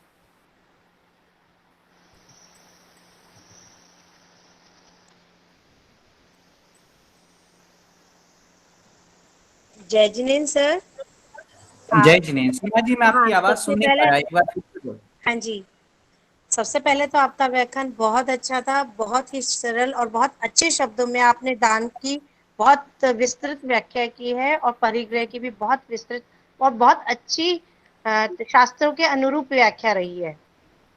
और धन्यवाद। इसमें मेरा एक प्रश्न ये था, आपने जो दान के 3 भेद बताए हैं, राजस दान, तामसिक दान और शायद तीसरा सात्विक दान था ना, तो जी सात्विक और तामस को एक बार फिर से बता दीजिए प्लीज आप। ये जो 3 भेद आचार्य यहाँ पंडित आशाधर जी ने, पंडित प्रवर आशाधर जी ने सागार धर्मामृत में किए हैं, और उन्होंने कहा है कि जो विधि पूर्वक दान देते हैं, पात्र का चयन करके नवदा भक्ति पूर्वक, वो तो सात्विक दान है, ये करना चाहिए। और राजस दान ये होता है जब मान कषाय जाग जाती है, अहंकार, तो अपना केवल यश फैले मेरा, और उस यश को फैलाने के लिए जो दान किया जाता है वो उसी राजस दान वहां पर कहा गया है, जिसमें केवल यश की कामना है। और तामस दान वह है जो और निकृष्ट है, जिसमें ये विवेक भी नहीं है क्या वस्तु देनी चाहिए क्या नहीं देनी चाहिए, नौकरों के द्वारा दान कराया जाता है, उस दान को उन्होंने तामस दान कहा है। ठीक है सर। और सर आपने एक जो बताया ना जय धवला में जो वी सेन स्वामी ने कहा है, जो पशुओं के दान के लिए कहा है कि वो अनुव्रत लेते हैं और तो इसलिए उन्हें दान देना चाहिए, और ऐसा देखा भी गया है। पीछे भी एक चर्चा में आया था कि एक कुत्ता था, वो सिर्फ मुनिराज के चौके में ही आहार लेता था, वरना आहार ग्रहण नहीं करता था। ठीक तो है। इस तरह के जो प्रसंग देखने में भी आते हैं, तो फिर ये करुणादान में नहीं आएगा, तो ये फिर पात्र को दान आएगा क्योंकि उसने अनुव्रत लिया है। देखिए, ये ज्ञान होना कि अणुव्रत इसने लिए हैं या नहीं लिए, ये हमारे ज्ञान का विषय तो बन नहीं पाता है, क्योंकि हाँ हमारा जी। ज्ञान, लेकिन उसकी प्रवृत्ति जब हम देखते हैं कि ये छना हुआ पानी ही पी रहा है या केवल शुद्ध आहार ही लेता है, अशुद्ध आहार नहीं ले रहा है, तो ऐसे उस जीव के लिए हम यह मानते हैं कि जरूर ये कोई पूर्व पर्याय से संस्कार है, व्रत है, तो उसको हम योग्य वस्तु उसके योग्य देते हैं। तो इसको हम मान सकते हैं, जैसा आचार्य वीर सिंह स्वामी जी ने कहा है कि त्रियंचों के लिए सल्लकी के पत्तों का दान देना दान की श्रेणी में रखा है, उसे इस तरह विवेक पूर्वक इसको समझ सकते हैं। अच्छा, और जैसे सर आजकल कह भी देते हैं कि जो अनुव्रत है वो जब प्रतिमा धारण की जाती है उसी के बाद तो अनुव्रतों को माना जाता है ना, कि जी, या सिर्फ इसमें जैसे यह कहते हैं कि विचार, अंतरंग में भाव बढ़ गए तो हम नारे अनुव्रत आ गए, ऐसे तो नहीं ना, जब तक प्रतिमा इसमें लें जब। व्रतों की दृष्टि से हम देखें तो पहली प्रतिमा दर्शन प्रतिमा होती है, जहां हाँ सम्यक दर्शन की शुद्धि होती है, और दूसरी प्रतिमा का नाम है व्रत प्रतिमा। तो जो दूसरी प्रतिमा ग्रहण कर लेते हैं वे फिर क्रिया से बाह्य से अणुवृत्ति हो जाते हैं, और अंतरंग से उनकी जो कषायों की स्थिति मैंने बताई थी, जिनकी वैसी स्थिति रहती है, वो अंतरंग से अभ्यंतर से अणुवृत्ति होते हैं। तो दूसरी प्रतिमा से अणुव्रत माने जाते हैं। और जैसे आपने चारित्र पाहुड़ का उदाहरण दिया कुंदकुंदाचार्य का, तो उसके अकॉर्डिंग मुनिराज ही अपरिग्रही हुए ना, अपरिग्रही क्योंकि की जो घर में रह के और ये सब चीजों को भोगते हुए हम उसके ममकार भाव को कम तो कर सकते हैं, लेकिन अपरिग्रही जो हम व्रत ले रहे हैं उसके अकॉर्डिंग है, उसके अलावा तो नहीं है। सकल व्रत तो मुनिराज का ही बनता है और हमारा केवल देश व्रत होता है। तो उसमें जितना गृहस्थी में संभव होता है उतना देश व्रत की श्रेणी में आता है। उसकी भी शास्त्रों में जैसी विधि बताई है उसके अनुसार ही वो देश व्रत बनेगा। ये नहीं है कि हम अपनी सुविधा से देश व्रत बना लें। ठीक है सर, धन्यवाद सर। अगला प्रश्न की और सर मैं अरुण जैन कुछ पूछना चाह रहा हूँ। हेलो। हाँ सर जैसे बोलिए अरुण जी। पूरे जैसे विश्व में, देश में, समाज में हम लोग अपनी गुडविल बना लेते हैं या बन जाती है, तो आप ये बताइए कि ये परिग्रह की श्रेणी में आता है? मैं समझ नहीं पाया, क्या बना लेते हैं? ग्रुप बना लेते हैं या क्या कह रहे हैं? नहीं, हम पूरे विश्व में या देश में या समाज में जो हम अपनी गुडविल बना लेते हैं, अपना नाम कमा लेते हैं, तो आप ये बताइए कि वो परिग्रह की श्रेणी में आता है? देखिए, इसमें दो बातें हैं। यहाँ हमें ये ध्यान रखना है कि हमारे कार्य करने का उद्देश्य क्या है। अगर हम पहले तो गुडविल बनाने के उद्देश्य से ही कार्य कर रहे हैं तो वो हमारा उद्देश्य ही वहां पर ठीक नहीं है, वो पाप के आश्रव का कारण बनेगा। लेकिन अगर हमारा कार्य अच्छा है और उस कार्य के कारण से हमें गुडविल मिल रही है, तो ऐसी जो गुडविल होती है वह गुडविल हमारी अभीष्ट नहीं है, वो केवल हमें प्राप्त हो रही है, हमारे पुण्य का फल है। अब उसमें अगर हम राग करने लगते हैं कि ये मेरे लिए उपाधि मिली है, लोग मुझे जानते हैं, तो वो राग परिग्रह का कारण बन जाता है। तो उस राग को तो छोड़ना ही पड़ेगा, उसके बिना समाधि भी नहीं हो सकती है। आदि व्याधि उपाधि को छोड़ने के बाद ही समाधि होती है। तो राग परिग्रह का कारण है, वो प्रसिद्धि नहीं है, क्योंकि तीर्थंकर भगवान की प्रसिद्धि तो तीनों लोकों में है, लेकिन उनका राग शून्य है। तो मुझे लगता है स्पष्ट हुआ होगा। बहुत अच्छा लगा। और एक दान के ऊपर मैं एक बात और पूछना चाहता हूँ। दान के ऊपर, क्या पिता अपने पुत्र का जो करता है, क्या वो दान की श्रेणी में आता है, या जो बेटा अपने पिता और माँ बाप के लिए करता है वो उसके लिए दान की श्रेणी में आता है? महापुराणकार ने जो व्यवस्था दी है उसमें उनका उद्देश्य सामाजिक पक्ष को भी साथ में रख लिया उन्होंने, कि इसको हम सकल सब कुछ दे करके वो जा रहा है, लेकिन वो दान का अंग नहीं बनेगा। जब तक पात्र नहीं बनेगा, कोई पात्र के अभाव में दान भी नहीं बनता है। इसलिए हमें ध्यान रखना कि पुत्र को देना या पिता को देना ये सामाजिक व्यवस्था है, पर दान तो तभी बनेगा जब विधि द्रव्य दात्री पात्री, अगर पुत्र भी आपका पात्र है, मुनि बन गए, ब्रह्मचारी बन गए, दीक्षा ले ली, तो फिर वो पुत्र का संबंध ही अलग हो जाता है। वहां तो आप पात्र बना सकते हैं, लेकिन घर में रहते हुए परस्पर का लेन देन ट्रांजैक्शन, ये दान नहीं बनेगा। बहुत अच्छा लगा। सर मेरा नाम नेहा जैन है, मैं एक सवाल पूछना चाहती हूँ। सर आपने पहले तो मैं कहूँ कि बहुत आपने सुंदर व्याख्यान किया, बहुत ही सुंदर और बहुत सरल भाषा में। सर मेरा सवाल ये है कि जब हम दान करते हैं, चाहे हम पुण्य कमाने की भावना से दान नहीं करते, पर उसमें पुण्य तो ज़रूर लगता है। और मैं जब तत्वार्थ सूत्र अभी पढ़ रही थी तो उसमें लिखा हुआ था कि पुण्य भी जैन धर्म के अनुसार एक तरीके का पाप है, क्योंकि पुण्य के साथ भी कुछ आपके भाव एसोसिएटेड होते हैं, राग द्वेष वगैरह पैदा होते हैं, तो पुण्य भी एक तरह का पाप है।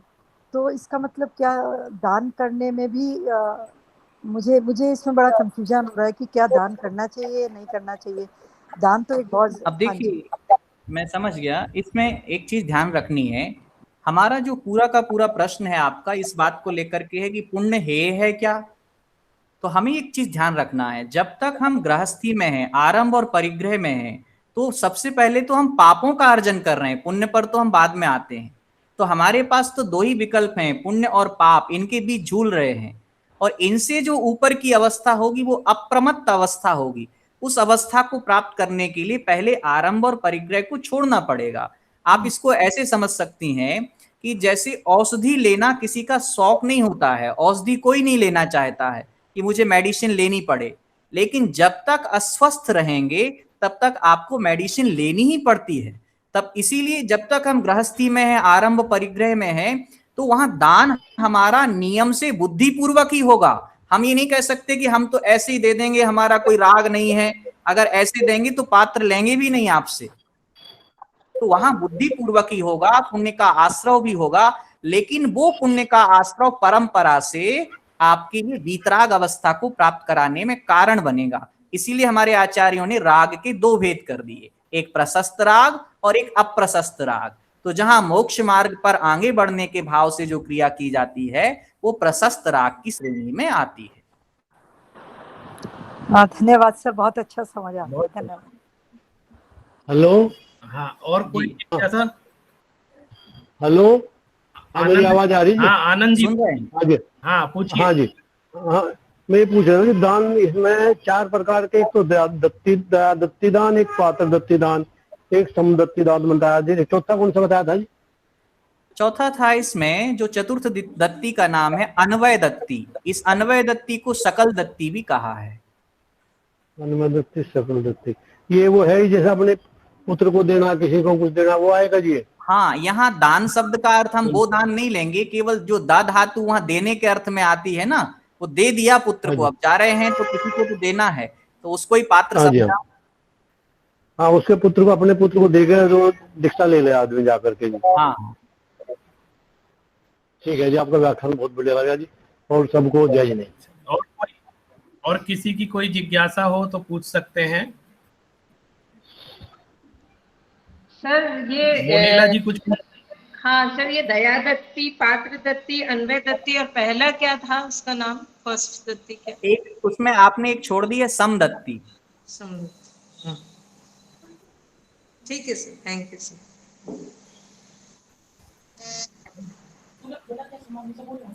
हेलो, सुदेश जी कुछ पूछ रहे हैं? सुदेश, हाँ। हेलो, पात्र को पहचानना सबसे मुश्किल काम होता है। हाँ, पात्र को पहचानना सबसे मुश्किल काम होता है, उसके लिए कोई सरल उपाय बताएं। देखिए, सबसे जो आपने कहा पात्र को पहचानना मुश्किल काम है, और उसी मुश्किल काम से दान का काम भी बहुत मुश्किल हो जाता है। जो हम कहते हैं थोड़ा सा भी दान बट वृक्ष की तरह फल देता है, वो वही दान देता है जिसमें विधि का और पात्र का सही चयन हुआ हो। अब हमने कहा हम चयन कैसे करें, तो इसका तो एक ही तरीका है, जो स्वाध्याय करते हैं, कहते हैं कि सबसे बड़ा चक्षु आगम है। अगर आप शास्त्र स्वाध्याय करते हैं तो पात्र का अपात्र का भेद करना सीख जाएंगे। और अगर ऐसे मैं कह दूं कि ये पात्र हैं या पात्र हैं, तो ऐसी तो व्यवस्था बनेगी नहीं। तो स्वाध्याय ही एक माध्यम है इसको समझने का। पीएम रिलीफ फंड में दान देना दान नहीं है फिर? पीएम रिलीफ फंड में जो हम क्योंकि वहां तो शराब से भी वही चीज आ रही जो हमसे आ रही है। यहाँ हमें ये विवेक रखना है, हमारा भाव करुणा का है। हाँ। और उस समय हम करुणा बुद्धि से दे रहे हैं कि जिनके पास घर नहीं है, जिन्हें भोजन नहीं है, उस बुद्धि से दिया। अब वो उसका प्रयोग कैसे कर रहे हैं, फल तो कम हो जाता है, लेकिन करुणा बुद्धि हमारी है, इसलिए हमें उस करुणा बुद्धि का फल मिलता है। अब वो उस भोजन, कैसा भोजन करा रहे हैं, किन वस्तुओं से घर बना रहे हैं, क्या उपयोग कर रहे हैं, ये बहुत लंबी एक व्यवस्था है। तो हम अगर इतना गंभीरता में चले जाएंगे तो करुणा भी नहीं कर पाएंगे। तो करुणा विवेक पूर्वक हमेशा करनी चाहिए। थैंक यू, थैंक यू, बहुत बढ़िया। और किसी की जिज्ञासा है, फिर हम आगे समापन की तरफ ले चलें। सर मैं एक बात और पूछना चाह रहा हूँ, जैसे कि हाँ। विद्या हम लेते हैं गुरु से या आचार्यों से, वो भी तो एक दान ही ले रहे हैं ना हम। वो हमें दान ही कर रहे हैं। हाँ। तो इसको क्या कहेंगे आप? देखिए, एक तो दान देना हुआ, एक दान लेना हुआ। हाँ। हम अगर किसी से विद्या दान ले रहे हैं तो आचार्यों से ही भले क्यों ना ले रहे हो, इसको क्या कहेंगे? इससे पुण्य लगेगा, पाप लगेगा? आचार्यों ने एक सूत्र दिया है, परस्परोपग्रहु जीवानाम। इस सूत्र से ये अर्थ निकलता है कि परस्पर में जीव द्रव्य एक दूसरे के लिए उपकार कर रहा है, किसी न किसी प्रकार से कारण निमित्त बन रहा। मुनिराज हमारे लिए ज्ञान दान दे रहे हैं और श्रावक मुनिराजों के लिए आहार दान, वशतिका दान इत्यादि दे रहा है। इसमें पाप का कोई कारण नहीं है, क्योंकि जो मुनिराज हमें ज्ञान दान देते हैं उससे तो हमारे पापों का परिमार्जन होता है, पाप नहीं लगता है। और हम जो आहार दान आदि देते हैं उससे मुनियों को भी पाप नहीं लगता लेने का, उससे वो सकल संयम की निरंतर साधना करते हैं। इस कारण से दोनों ही वहां आत्म कल्याण के लिए आगे बढ़ रहे हैं। बहुत अच्छा लगा आपका व्याख्यान आज का। मेरी पंकज जी, बहुत बहुत एक चर्चा मैं करना चाहता हूँ, प्राय लोग करते हैं, आज उसकी चर्चा होगी तो अच्छा लगेगा। कि उसमें क्या है कि लोग, जैसे किसी के पास बहुत पैसा है, मैं अपरिग्रह से संबंधित बात कर रहा हूँ, बहुत पैसा है और वो बहुत खर्च करते हैं, शादी विवाह में बहुत खर्च करते हैं, करोड़ों रुपए खर्च करते हैं और भी आयोजनों में खर्च करते हैं। तो एक तरफ तो ये कहा जाता है कि साहब इतना आडंबर क्यों कर रहे हो, इतना क्यों अपव्यय कर रहे हो, इतना क्यों खर्च कर रहे हो, और उनसे कहो तो वो ये कहते हैं कि अभी मेरे पास है तो खर्च कर रहे हैं, और खर्च करना भी तो अपरिग्रह है कि हम खर्ची तो कर रहे हैं, इकट्ठा है उसको हटा रहे हैं।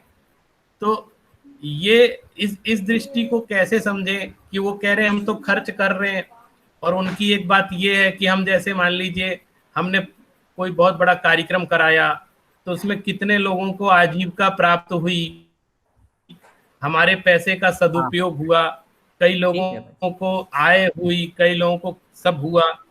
तो और जो परिग्रह वाला होगा जो, तो वो खर्च करने का भाव भी नहीं रखेगा। तो यहाँ दान का प्रकरण तो नहीं आएगा, लेकिन वो अपरिग्रह बुद्धि तो उसकी है। ये थोड़ा सा इसको स्पष्ट कर दे। देखिए भाई साहब, इसमें एक बात तो सबसे बड़ी ये है, जैसे नीतिकारों ने कहा है कि दानम भोगो नासस्त्रिगतियो भवति वित्तस्य यो ना दानम भुक्तत्वेतस्य तृतीय गतिर भवेत्। वो कहते हैं कि धन की तो तीन ही दशाएं हैं, दान कर लो, भोग कर लो, और नहीं तो फिर नाश तीसरी दशा है। तो जो ना दान करता है ना भोग करता है, उसके धन की तीसरी दशा होती है।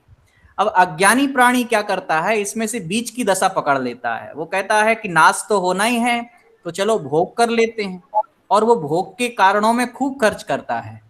अब उसके निमित्त से किसी को आजीविका मिले, ये उसका ध्येय या उद्देश्य अगर है तो करुणा बुद्धि आ गई। अगर ये ध्येय और उद्देश्य नहीं है तो वो केवल अपने नाम के लिए खर्च कर रहा है, अपने भोगों के लिए खर्च कर रहा है, और जहां भोगों के लिए जो व्यय होता है वो पुण्य का कारण कैसे बन पाएगा।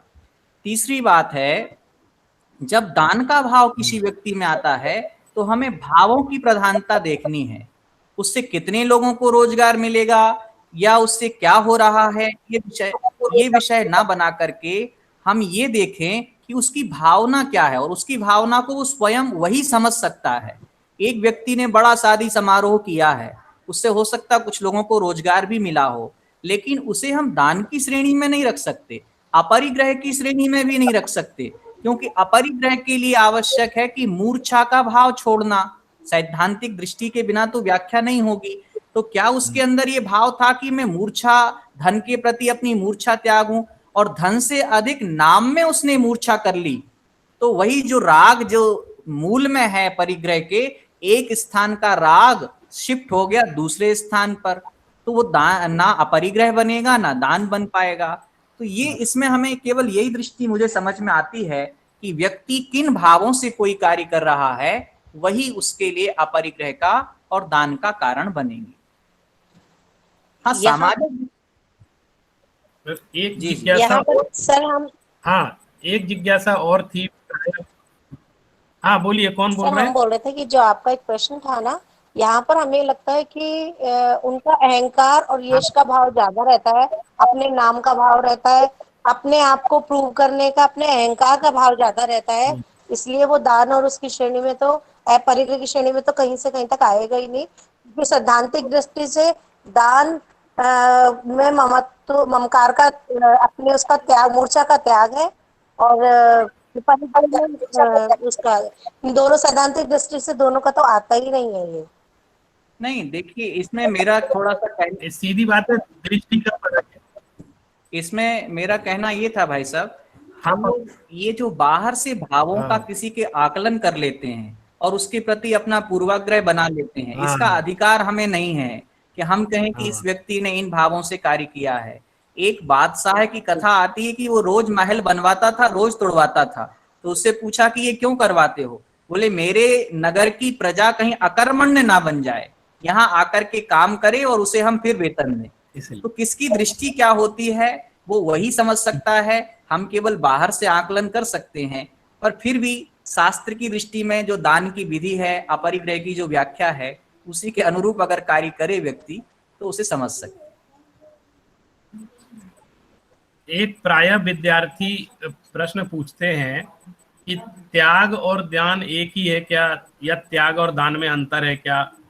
थोड़ा सा इसको और स्पष्ट कर दें। इसमें यह है कि त्याग के बिना दान नहीं होता है, ये बात ठीक है, लेकिन त्याग करने के लिए दान की अनिवार्यता नहीं है।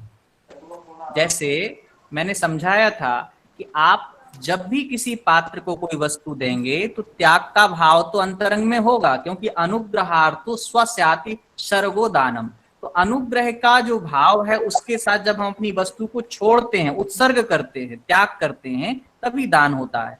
लेकिन जो त्याग का बहुत कहना चाहिए परिनिष्ठित या उसकी पराकाष्ठा है, जब वह आती है तो वहां दान अनिवार्य नहीं है। त्याग करने के भाव से अकिंचनता का जो भाव लाना है, तो अंतरंग के परिग्रह को और बहिरंग के परिग्रह का त्याग किया जाता है। तो त्याग एक व्यापक रूप है और दान उसमें ही होने वाली एक क्रिया है।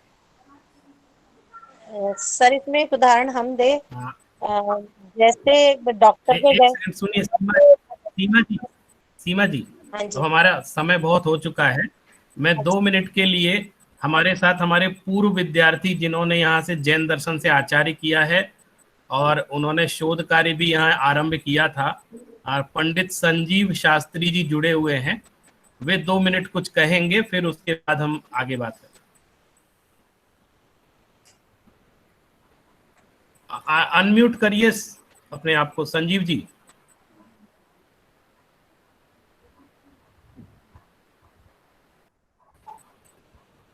जी सर।